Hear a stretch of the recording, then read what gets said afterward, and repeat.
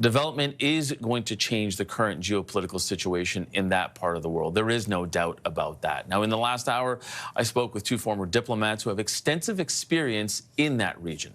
Here's that conversation now. Dennis Horak was Canada's ambassador to Saudi Arabia from 2015 to 2018. He was also the head of mission in Iran from 2009 to 2012. And Jon Allen was Canada's ambassador to Israel from 2012 to 2016. Thank you both for being here and welcome back to Power Play. Thank you. Pleasure. Mr. Horak, I'll start with you. I just wanted to know how concerned you are about what we've been seeing in the last 24 hours in the Middle East. It is concerning. It's a very dangerous situation, very volatile. We don't know where this is going over the next few days or weeks, and so it is a concern for sure. Mr. Allen, before we saw the waves of retaliation, there were many people who were worried that this could really tip the region into a full-scale war. Do you feel like we're there now? It's hard to say. It's really going to depend on the tit for tat that might or might not come. We've seen one retaliation by Iran, 40 people in Israel injured, 2 quite seriously. And there are suggestions that Israel's not finished with what it started yesterday, and that it may want to go back at some of the other nuclear sites and weaken Iran more. So I think we have to wait and see whether the calls for restraint are going to be heard, or whether Israel is going to continue these activities. Mr. Allen, how significant is it for you that we had seen these strikes directly in the heart of Tel Aviv, and not to say that the Iron Dome didn't work, but really to have these strikes there, that is certainly something of significance. It's definitely significant. Very few rockets, either when Iran fired its 100 rockets before, or when Hezbollah, the Houthis, and Hamas have fired their rockets in the past, have hit a major urban center. So this is very concerning for Israelis. The Americans and even the Jordanians have been helping the Israelis trying to intercept these rockets and drones, but obviously not fully successful. Mr. Horak, I wanted to go back to a piece that you wrote at the end of last year where you warned that Iran is clearly on the back foot, but it is not the paper tiger, you said, quote, that some people believe or hope that it is. Do you think that Iran was trying to flex its military might right here in this moment in order to prove people in the region that it is not that paper tiger? I think that's part of it. They had to respond in some way, shape, or form to show that Israel has not been successful in completely defanging them. They've suffered some real blows over the past year or so, and I think that opened the door to Israel taking the step that they did take. And Iran needed to respond, and needed to respond strongly to show that they are still capable of hitting Israel and perhaps reestablishing some kind of deterrent. We don't know how strong that is. We don't know how much they have left. But certainly that they were able to hit Tel Aviv, I think, is something that they will be pleased with. But whether that will be enough whether they have enough to sustain this over the days and perhaps weeks to come, it's hard to say. It's hard to see where the early off-ramp is on this at this point. Yeah, and I say that because we know that there have been some reports warning and some concerns of the fact that they had been arming in their nuclear armament, that they've been ignoring some of the international rules around it as well. So in a sense, do you think that, some people could have seen this coming in terms of where we got to because of what they were ramping up, Mr. Horak? I think that's true. I'm not overly surprised that this happened. I think the window was open with the kinds of attacks that we've seen Israel launch against key proxy forces, Hezbollah, Hamas, the removal of Bashar al-Assad out of Syria, the neutering of some of the militias in Iraq. These have all made Iran weaker, made its deterrence weaker. And it was an opportunity for Netanyahu in particular to do what he's wanted to do for decades, which is to go after the nuclear program. So it's not overly surprising. The fact that the IAEA came out, I think just a day or two ago, talked about Iran violating its obligations was just confirmation. I think something the Israelis had already had planned for some time. And this provided perhaps a little bit of cover, although I think they were probably going ahead one way or the other.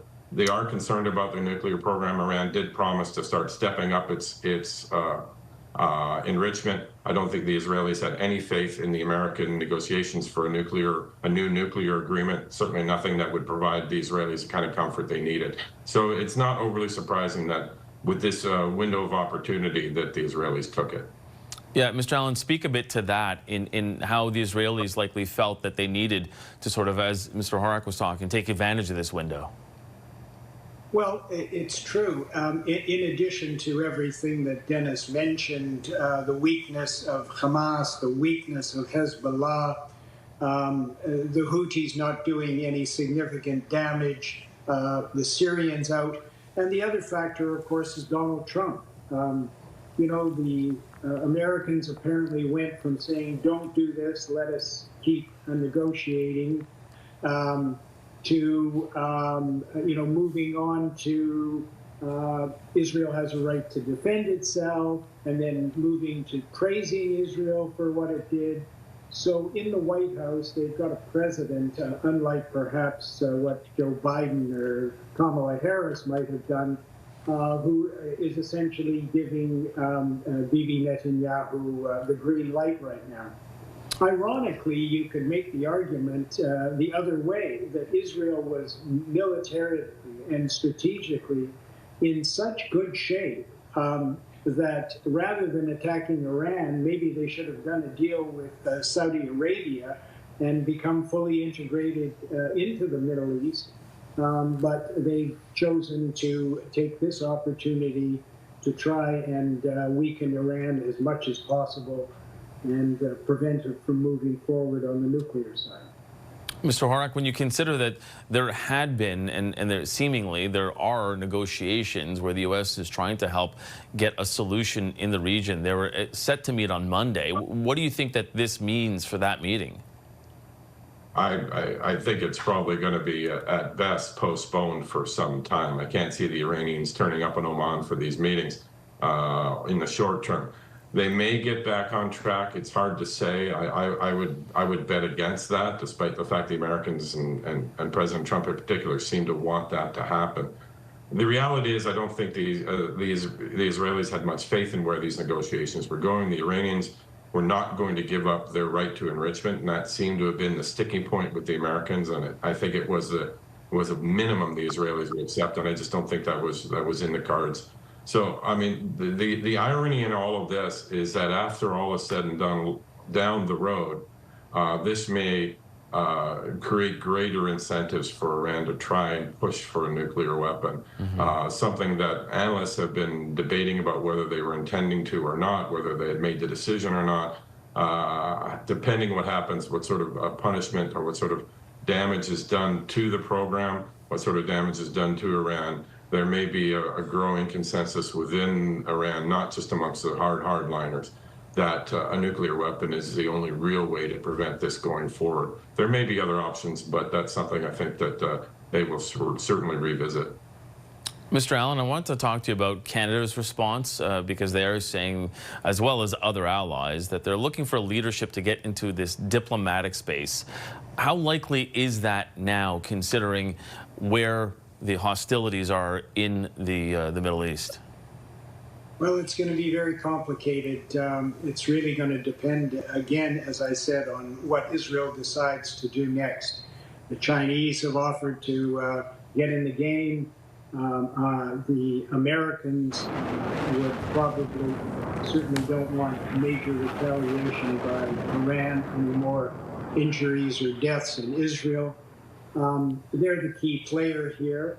If they put the screws to Prime Minister Netanyahu and say enough is enough, then perhaps that could slow things down. Generally, the Israelis get a few more hits in and then finally listen to the Americans. But I'm not sure that Donald Trump is is prepared to do that. So certainly one has to agree that the de-escalation is the way to go. Exercising restraint is the way to go. We don't want things to blow up in this region, but we'll have to wait and see. Yeah, and we will continue to watch. Former Ambassadors Dennis Horak and Jon Allen, thank you so much for being with us here on Power Play. We appreciate it. Thanks for having me. Pleasure.